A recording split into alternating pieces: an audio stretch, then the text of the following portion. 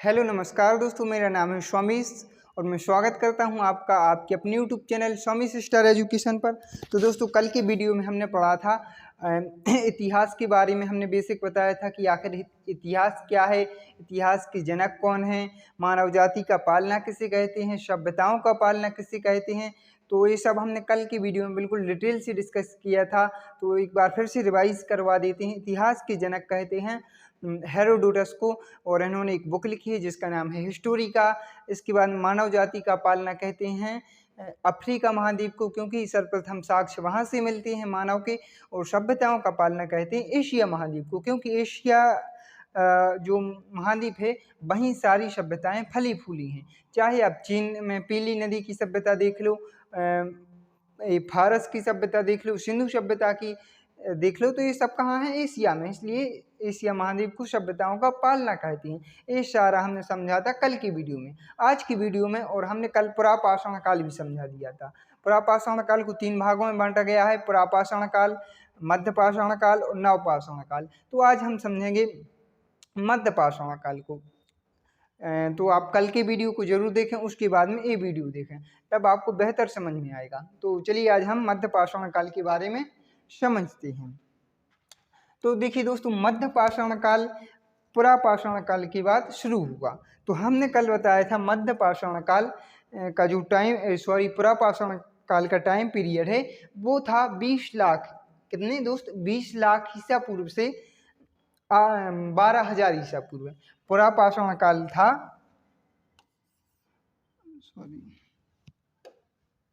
पुरापाषाण काल था, पुरापाषाण कब से कब तक था दोस्त? 20 लाख से 20 लाख बीसी से। कल हमने आपको बीसी और एडी भी बताया था दोस्त। तो 20 ईसा पूर्व से 12,000 तक था। कब तक था? 12,000। तो आपको पता है दोस्त कि जैसे 2022 खत्म हुआ तो 2023 आ गया। तो उसके बाद देखिए, अब इतिहासकारों ने 12,000 तक किसको माना है? पुरापाषाण काल को, 12,000 ईसा पूर्व तक। उसके बाद में कौन सा काल आ जाता है? मध्यपाषाण काल। ठीक है, तो अब हम पढ़ रहे हैं मध्यपाषाण काल। तो एक मिनट तक मिट गया। तो दोस्तों देखिए, मध्यपाषाण काल की यदि हम टाइम पीरियड की बात करें तो टाइम पीरियड है 12,000 से 8,000 ईसा पूर्व। कितना है दोस्त? इसकी समय की बात कर लेते हैं पहले। तो हम समय अवधि कितनी है दोस्तों? तो समय अवधि है 12,000 ईसा पूर्व से 8,000 ईसा पूर्व तक। दोस्त समझ में आ रहा है? 12,000 ईसा पूर्व से 8,000 ईसा पूर्व तक इस काल की अवधि। एक मिनट पानी पी लें हम।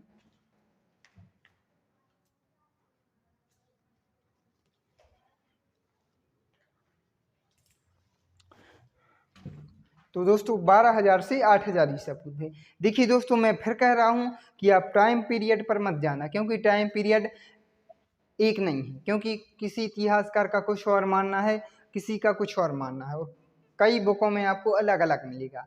ठीक है, लेकिन जो सर्वमान्य है वो मैंने आपको बता दिया। कहीं कहीं पर इसका टाइम पीरियड है जो 12,000 से 10,000 ईसा पूर्व भी लिखा होगा। कितना? 12 से 10,000 ईसा पूर्व तक। तो टाइम पीरियड आपको बस 12,000 ईसा पूर्व से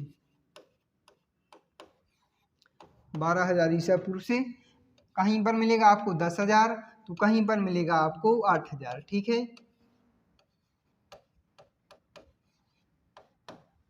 दोस्त, कहीं आपको टाइम पीरियड पर नहीं आना है, नहीं तो आप कहो कि गलत पढ़ा दिया, अरे वाह बड़े पढ़ाए वाले बन रहा है तुम तो टाइम पीरियड पर नहीं जाने हैं। ठीक है, बुंदेली में समझा रहे हैं, आपको समझ में भी आया है। तो टाइम पीरियड कितना था दोस्त? 12,000 से 10,000 ईसा पूर्व। इसके बाद में इसकी कुछ विशेषताएं देख लेते हैं दोस्त। अभी ये वही काल है कि मानव इधर से उधर घूम रहा है, कोई स्थायी निवास नहीं है, कोई कृषि का ज्ञान नहीं है। ये वही काल है अभी तक। ठीक है, इसके बाद में परिवर्तन होगा।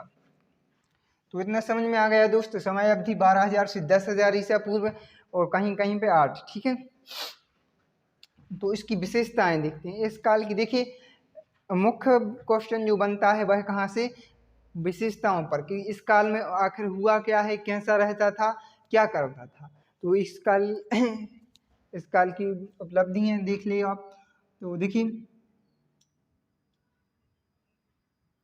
इसमें पहले आप लिख लो, यह काल पुरापाषाण काल के बाद शुरू हुआ।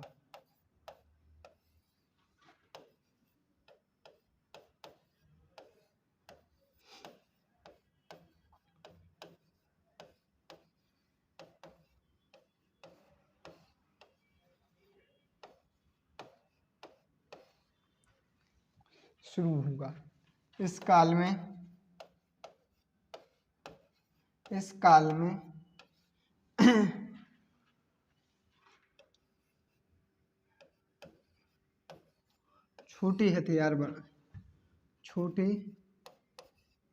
छोटे हथियारों का प्रयोग करने लगा था। हथियारों का प्रयोग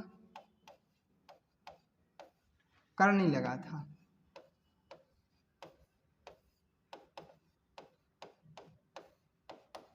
था जिन्हें माइग्रोलिथ कहते हैं।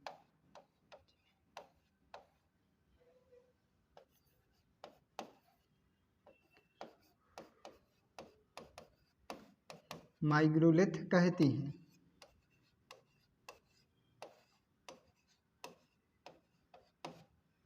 दोस्त याद रखना है हमें,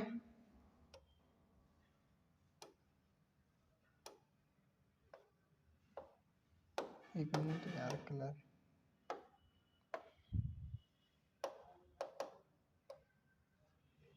चलिए लाल ले लेते हैं हम। तो देखिए दोस्तों, क्या मध्य पाषाण काल किसे कहते हैं, यह काल है जो किसके बाद में शुरू हुआ, तो पुरापाषाण काल के बाद में यह काल शुरू हुआ। उसके बाद में देखें तो इस काल में देखिए पुरापाषाण काल में कैसे हथियार थे, बड़े थे, लेकिन इस काल में आते आते थोड़ा परिवर्तन हुआ। इस काल में क्या हुआ कि मानव ने छोटे हथियारों का प्रारंभ शुरू किया। तो इस काल के हथियार कैसे हो गए, छोटे हो गए। कैसे हो गए दोस्त, छोटे। ये देख सकते हैं आप, छोटे हथियारों का प्रयोग करने लगा। तो देखिए इस काल के हथियारों को क्या कहते हैं, माइग्रोलिथ कहते हैं। क्या कहते हैं दोस्त, माइग्रोलिथ। बिल्कुल ये आईएमपी है दोस्त, कि माइग्रोलिथ किस काल के हथियारों को कहा गया, तो मध्यपाषाण काल के हथियारों को क्या कहा गया है, माइग्रोलिथ। ठीक है, आपको याद रखना है, यहीं से क्वेश्चन आएगा आपका। ठीक है, चलिए इसके आगे चलते हैं दोस्त।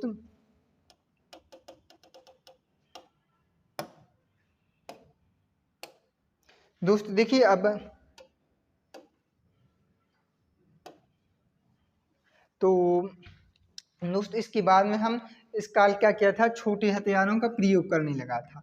माइग्रोलिथ कहा गया है इस काल के हथियारों को। चलिए और हम दूसरी विशेषता देखते हैं दोस्त। इस काल में हड्डियों के जो आभूषण बनाने लगा था। इस काल में मनुष्य क्या करने लगा था, हड्डियों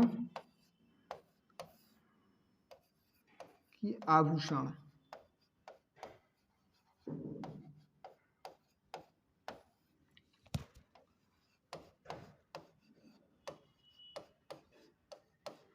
दोस्त इस काल में हड्डियों के आभूषण का प्रयोग करने लगा था मनुष्य। अब आप लोग सोच रहे होंगे कि हड्डियों के आभूषण कैसे बनते होंगे।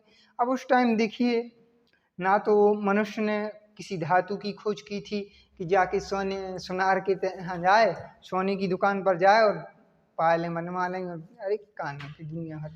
ठीक है, तो उस टाइम किसकी हड्डियों के ही बहुत थी। इस टाइम तो सोने के, चांदी के, पता नहीं काय की बनवाती फिरती हैं।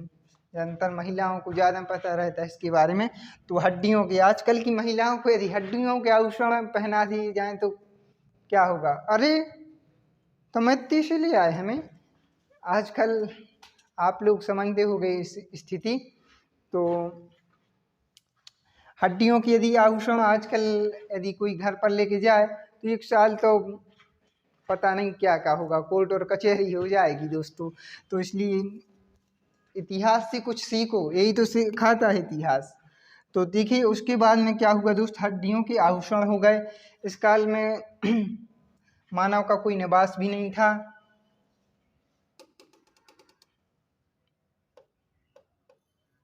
दोस्त एक इस काल की एक और बहुत अच्छी विशेषता है अंत्योष्टि। इस काल पर क्या, इस काल में क्या शुरू हुआ दोस्त, अंत्योष्टि कार्यक्रम। अंत्योष्टि कार्यक्रम, अभी अंत्योष्टि कार्यक्रम क्या है, तो अंतिम संस्कार। क्या है दोस्त, अंतिम संस्कार। अंतिम संस्कार दोस्त क्या करने लगे इस काल के लोग, अंतिम संस्कार करने लगे। क्या करने लगे,